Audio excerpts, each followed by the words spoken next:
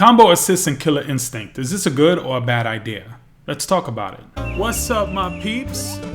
It's the turtle smashing, dragon punching, titan smashing, zombie blasting, race car drifting, multiplayer butt whipping, the collector of coins, rings, looms, rupees, and tanukis. I got food for self, emeralds for wealth, and med packs for health. I got the double jumps, turbo boost, time freezes, and invincibility. Leveled up all of my abilities. I run Vice City and make the Mushroom Kingdom better. And I am the first human Spectre.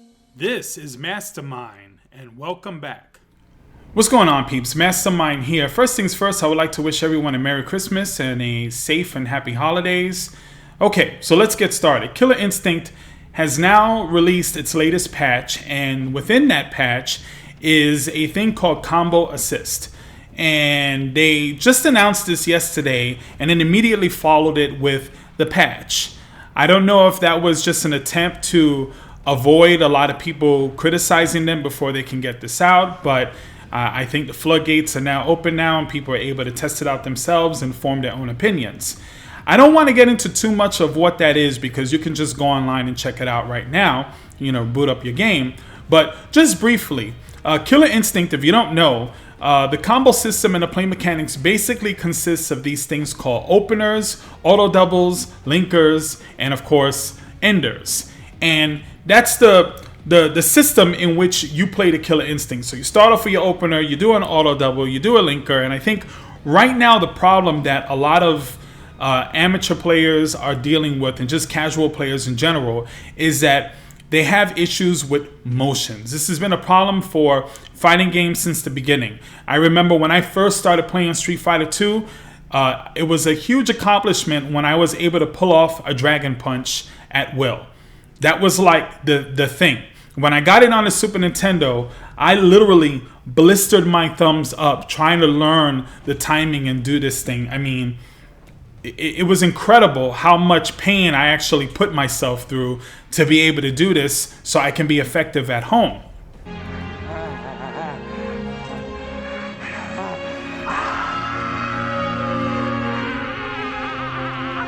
And of course, now we have fighting sticks and everything, so if the thumb pad isn't your thing, you can do that. But really, how many people invest, $150, $200, $300 on a fight stick?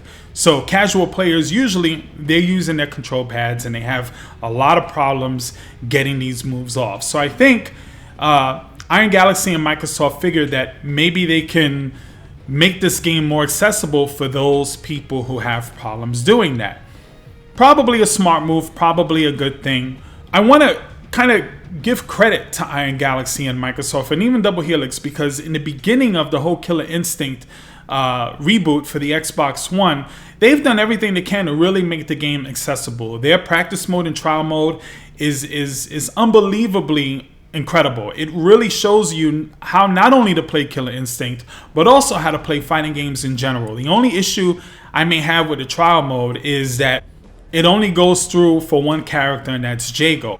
I wish that they did it for each and every character so you can really, study and learn each character in depth. But with Jago, they kind of give you the basics of the whole fight system, and it's still great. They also have the combo breaker mode, which is really effective because it teaches you what to look for as far as combo breaking is concerned. You can practice it over and over. So if you have problems breaking certain characters' combos, you can go in there and select that character and work on breaking their combos. So they really want you to become good at the game. They really want people to enjoy it and understand what it's about. It's more about spacing, it's more about timing, it's more about the mind games with the combo breakers and the counter breakers. Awesome stuff. As of right now, Killer Instinct, in my opinion, is the best current generation fighting game. That's not to take anything away from Mortal Kombat or Guilty Gear or anything else, Smash Brothers. And we know Street Fighter 5 is around the corner. We know Tekken 7 is around the corner. But right now, between the netcode, the fighting system, and everything else, KI is, in my opinion, on the top. Even though it's not as popular as a lot of these other fighting games that are coming out. Now, Street Fighter 5, or that are already out.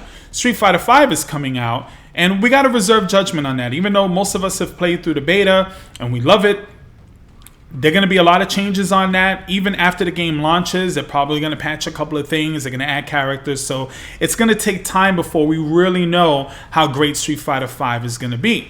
Now, on a side note with Street Fighter V, and a lot of companies are going this route where they're trying to make things simpler. They're trying to make fighting games more accessible to the audience. The reason why is because if you think of League of Legends and you think of Call of Duty, those are esports that are really, really huge. And I think fighting games are just as good, if not even more impressive to watch. It's must-watch TV. When you watch like Daigo versus Justin Wong, like in the Street Fighter 3, or any Evo in the last couple of years, and you watch the competitions, they're incredible. They're really, really incredible, and it belongs up there with those other franchises and genres. Unfortunately, the fighting game community is a lot smaller, and one of the reasons is what I mentioned earlier in this video, is that it takes a lot for people to be able to do a lot of these moves and the reflexes. It takes a lot. So a lot of people are turned off. So this is what happens. So this is how the fighting game community has tried to get over that. Smash Brothers, it's pretty much dumbed down. It's a very easy fighting game to get into, but kind of hard to master. Mortal Kombat, you got your gore, your fatalities, your cool characters, and what happens with these games is that the hype train really builds up, and it goes up and up and up, and everyone is like hyped, and they go and they buy it and they play it and they DLC and they do all of this stuff, and then they go online and they match up against a pro, and it's over. They get destroyed, and their confidence is down, and they don't want to play it anymore. Who wants to go online and keep getting your ass kicked? It's not even like Call of Duty, where Call of Duty, when you play pros, they really kick your ass, but you can always camp. They walk by, you shoot them. Now, that's not the smartest thing or the coolest thing to do, but you still get some sense of gratification because you never know what's going to happen. Somebody walks in the wrong room a certain way, pop, you got them, and you feel good about it. Where in fighting games, you really don't have that. What are you going to do? You're going to throw somebody 4 times, 3 times, 2 times until they figure out your game and then they kill you? That's what's going to happen in a fighting game, and it's going to happen pretty fast. Plenty of times I match up against a button masher, and for the first 10, 15 seconds of the match, I don't know what I'm doing. I'm getting killed because this guy's doing crazy things, and then I recognize, okay, he's going to do this move. I'm going to wait. I'm going to punish him and then destroy him, and it's over. And a lot of newcomers to fighting games, they get discouraged. So companies, they have their own way of going around that. Yoshinori Ono for Street Fighter V recently said that he's resetting the map for the competitive scene for Street Fighter V, that they've changed it to the point where, the same pros aren't going to be the pros and all that. That's not true, because, that's really an overstatement, because I'm pretty good at fighting games. I'm pretty good at Street Fighter. I go in there and I play against some of the pros and I get demolished. Same as always. Already in the beta, a couple of days, playing the beta, and you already have people doing incredible combos and stuff that the even programmers didn't even know was in the game, because that's what these professional players do. The pros are going to be pros no matter what. So here's Killer Instinct. They come in and they say, okay, let's do this assist mode, where now all you got to do instead of those motions is just keep tapping a button and it does the combo automatically for you. That's pretty much what it's done. I had a couple of hours to mess with it and I played with it. And I can see where it's going to help a lot of people. It's not going to help the pros. It doesn't do anything else for veteran players. But for a new person coming in, hey, this is great. I can just keep tapping, the button that I want, hard, medium, or light. A combo's going to come out. And then I end it by just pressing forward and hard punch and hard kick. Simple. Anybody can do it.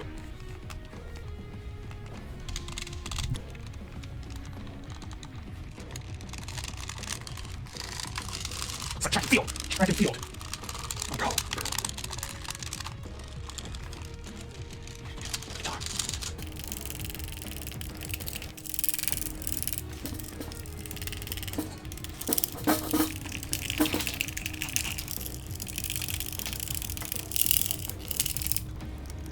And that's great.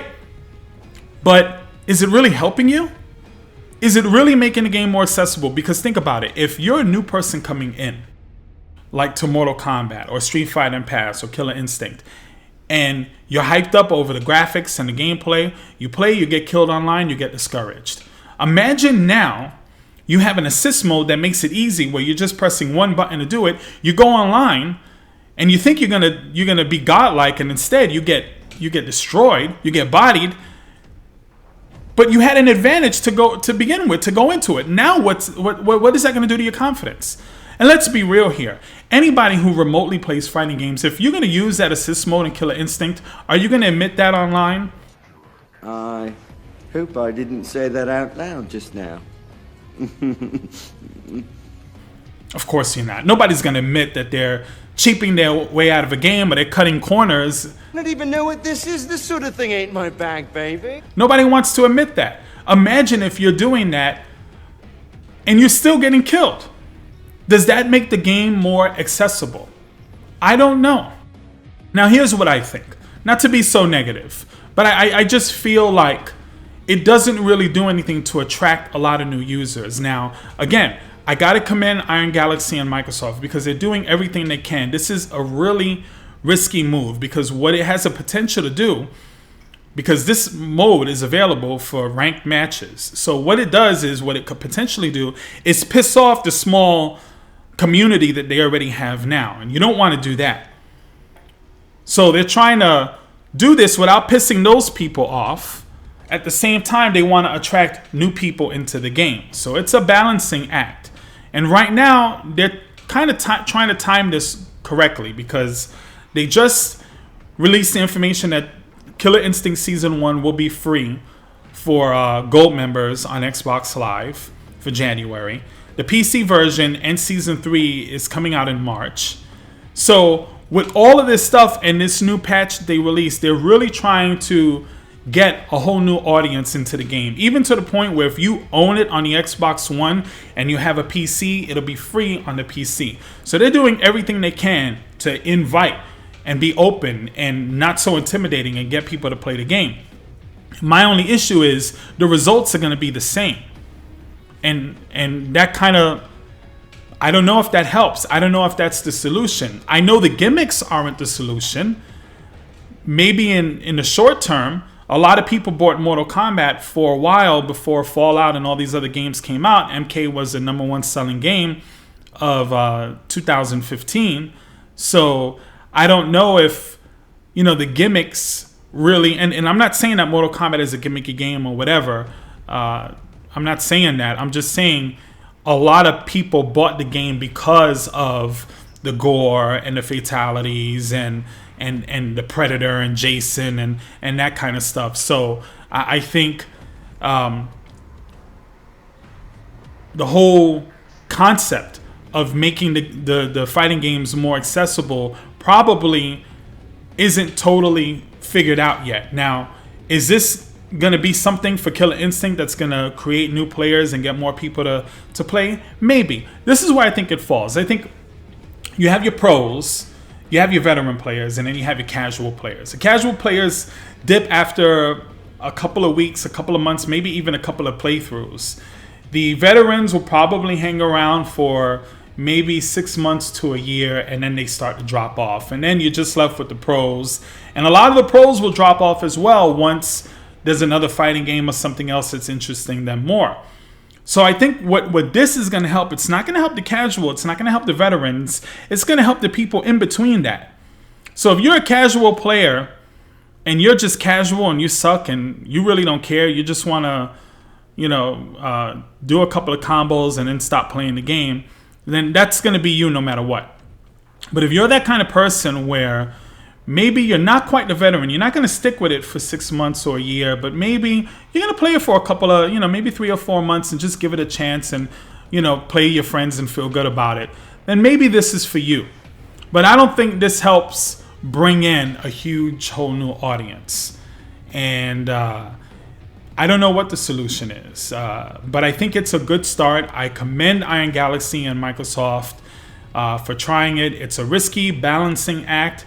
After playing it, I think it will help, but at the same time, it's one of those things where nobody's going to want to admit that they're using it, and it's not really going to make them better. It's not going to make them more of a pro. It's not going to make them want to try other fighting games. It's not going to make anybody say, hey, this is for me. And that's, I think, the inherent problem with this whole thing.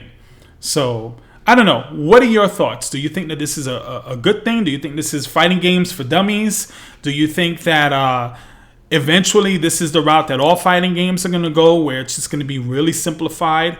And I wouldn't have a problem with that. If it was a really simplified system where it's easy to master and then hard to, easy to get into and then hard to master, maybe that's where they're trying to go with this. But I think Killer Instinct was already easy to get into and difficult to master, more so than most other fighting games. So I don't know. Anyway, what are your thoughts? Leave a comment, let me know, and don't forget to like, share, and of course, subscribe. Mastermind out.